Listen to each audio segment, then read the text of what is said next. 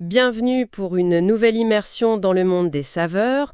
Aujourd'hui, on va explorer ensemble une série de recettes assez fascinantes, tirées d'une source YouTube, The Shrimp Boat de Matthew Carter. Oui, bonjour.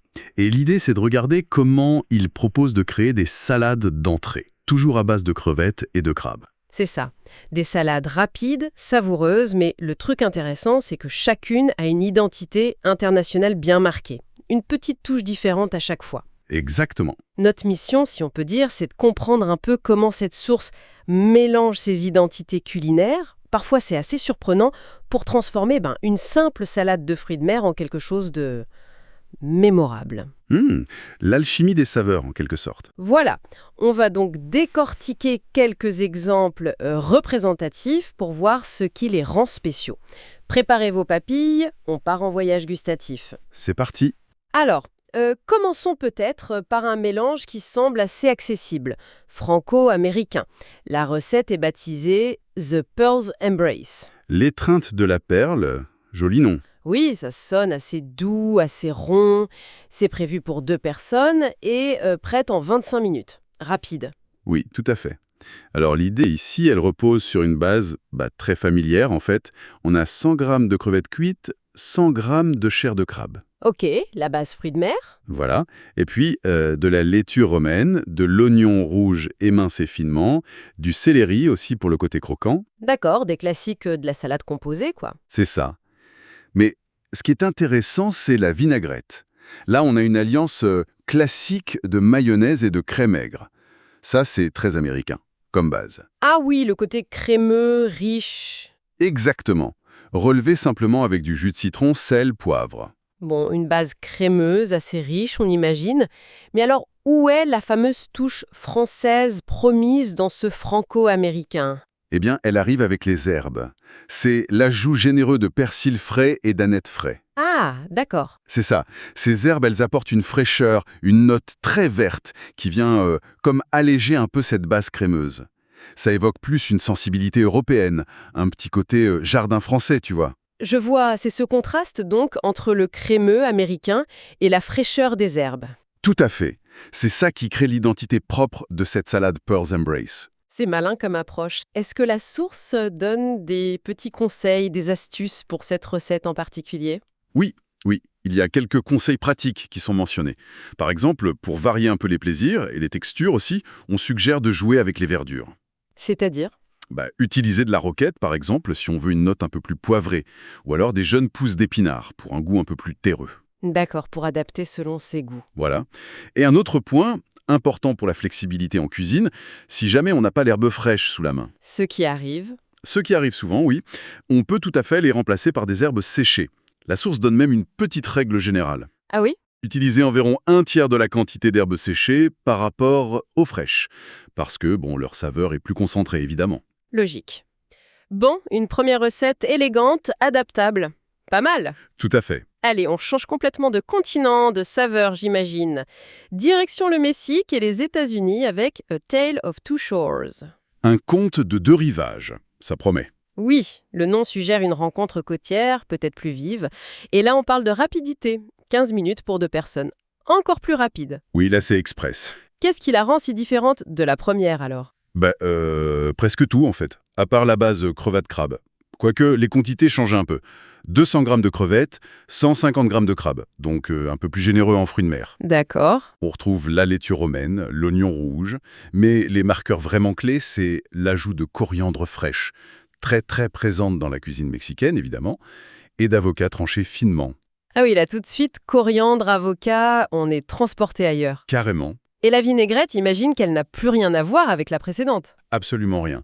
Fini la base crémeuse. Ici, c'est une vinaigrette super vive, légère. Huile d'olive, jus de citron vert, ça c'est essentiel pour la touche latine, et une petite pointe de miel pour venir équilibrer l'acidité du citron vert. Sel, poivre, bien sûr. D'accord, donc un profil de saveur radicalement différent. Complètement. Beaucoup plus acidulé, plus frais, presque parfumé grâce à la coriandre, quoi. Et l'avocat, lui, il apporte une onctuosité, une richesse, mais très différente de la crème, une richesse plus végétale. J'imagine que ça doit donner une salade très fraîche, très estivale peut-être. Oui, c'est exactement ça.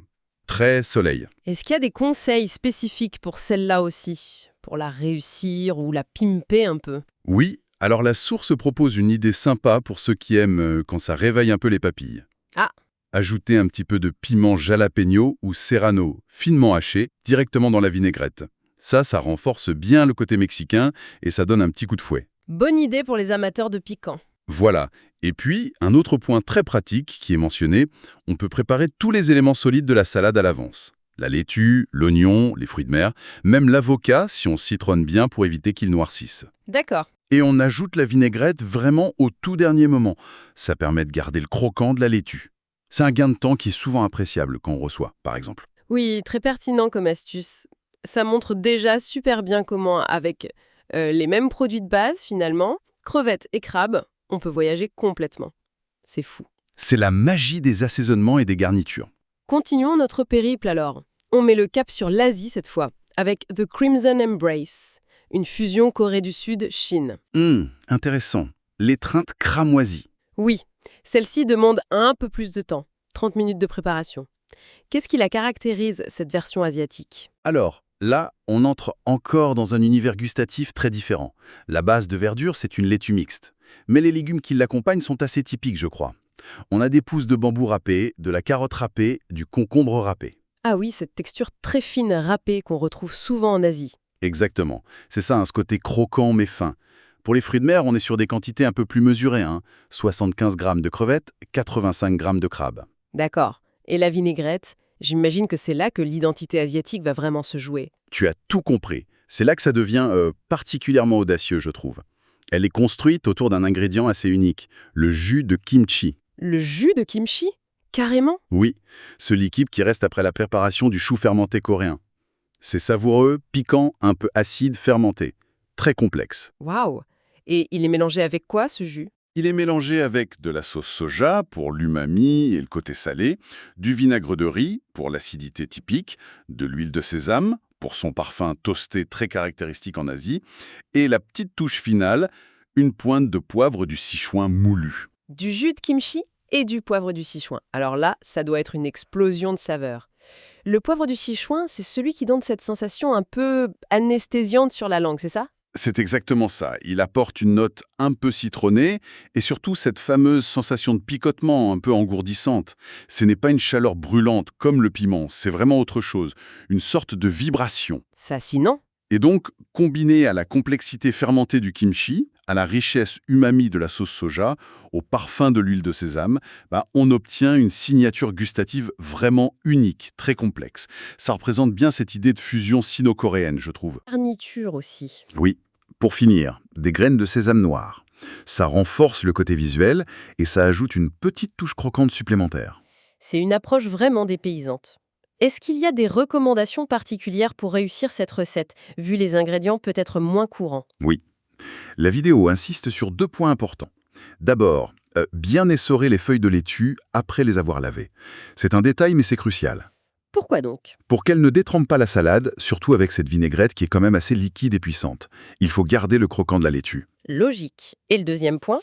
Le deuxième conseil, c'est de laisser la vinaigrette reposer quelques minutes avant de l'avoir mélangée, avant de l'ajouter à la salade. Juste quelques minutes. Pourquoi faire? Pour permettre aux différentes saveurs, le kimchi, le soja, le sésame, le poivre, de bien s'intégrer, de s'harmoniser entre elles.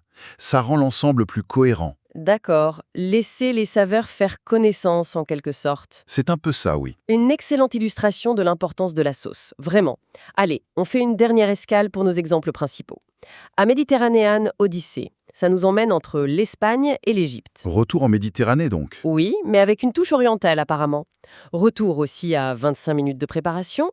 À quoi ressemble cette version méditerranéenne, I think? Alors là, on revient à des saveurs peut-être plus familières pour nous, mais avec ce petit twist intéressant.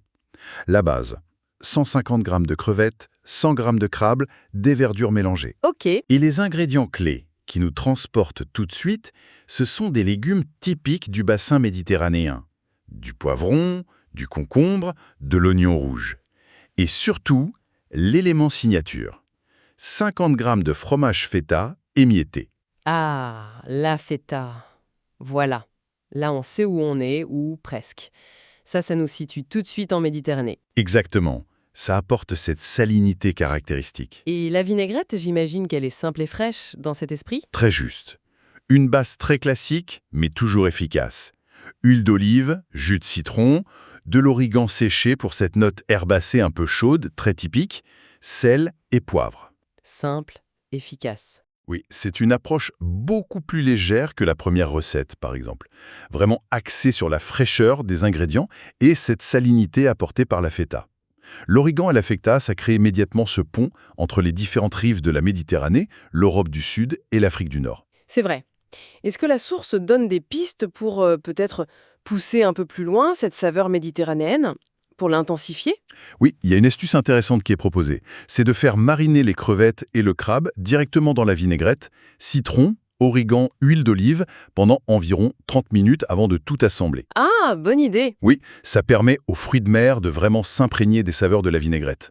Ça donne plus de profondeur au plat final. Malin. Et la vidéo suggère aussi que, si on veut renforcer encore ce profil un peu salin, saumâtre, on pourrait ajouter des olives Kalamata, par exemple, ou même quelques capres. Ah oui, ça renforcerait le côté grec ou italien. Tout à fait.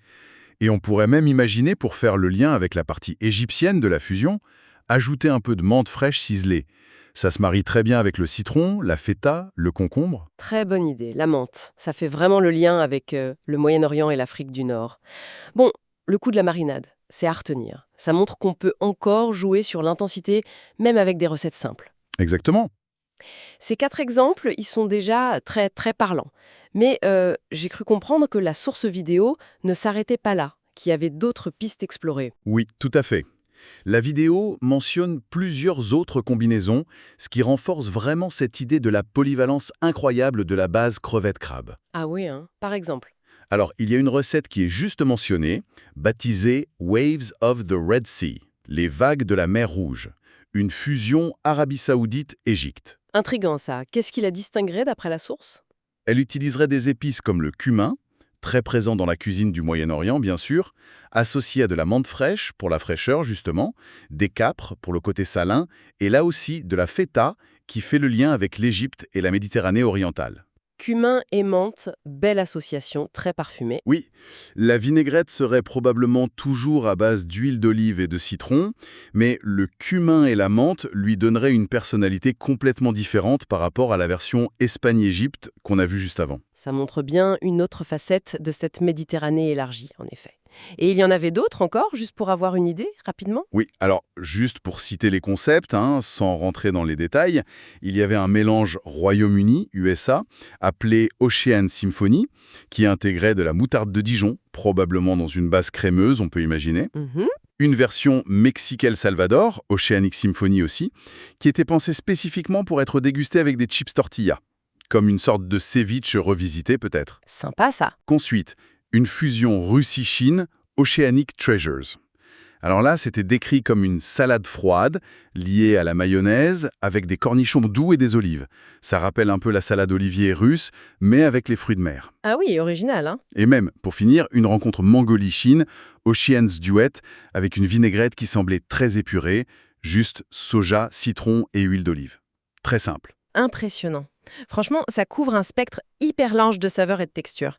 Alors, si on essaye de faire une petite synthèse de tout ça, de dégager l'essentiel de cette exploration, qu'est-ce qui ressort le plus selon toi? Ce qui est vraiment frappant, je trouve, c'est de voir à quel point cette base toute simple, crevettes et crabes, fonctionne comme une sorte de toile vierge, quoi. Une toile incroyablement adaptable. C'est vrai que ça revient à chaque fois. Oui. Ces fruits de mer, ils ont une saveur assez délicate, finalement assez neutre, et c'est ça qui leur permet d'absorber et de mettre en valeur une très grande variété de profils aromatiques différents. Ils ne dominent pas, ils accompagnent. Donc on pourrait dire que le secret, il réside moins dans les fruits de mer eux-mêmes que dans tout ce qu'on met autour, hein? C'est ça l'idée? C'est précisément ça. La véritable signature, le caractère unique de chaque salade, ça vient de 2 éléments clés en fait. D'une part, la vinaigrette, ou la sauce qui va lier le tout, et d'autre part, les quelques ingrédients marqueurs, ceux qui évoquent immédiatement une région ou une culture culinaire spécifique. Comme on l'a vu avec... Exactement. On l'a bien vu, la coriandre et le citron vert pour le Mexique, la feta et l'origan pour la Méditerranée, le jus de kimchi et l'huile de sésame pour l'Asie de l'Est, le cumin et la menthe pour le Moyen-Orient, ce sont vraiment ces touches-là qui transforment complètement la recette de base. C'est clair. Et l'autre point qui semble commun à toutes ces variations, c'est leur accessibilité, non? On n'est pas dans des trucs hyper compliqués, de la haute gastronomie. Ah non, pas du tout. Ce sont vraiment des recettes qui sont conçues pour être rapides, faciles à faire, réalisables par à peu près tout le monde. Les temps de préparation sont courts, on l'a vu, entre 15 et 30 minutes.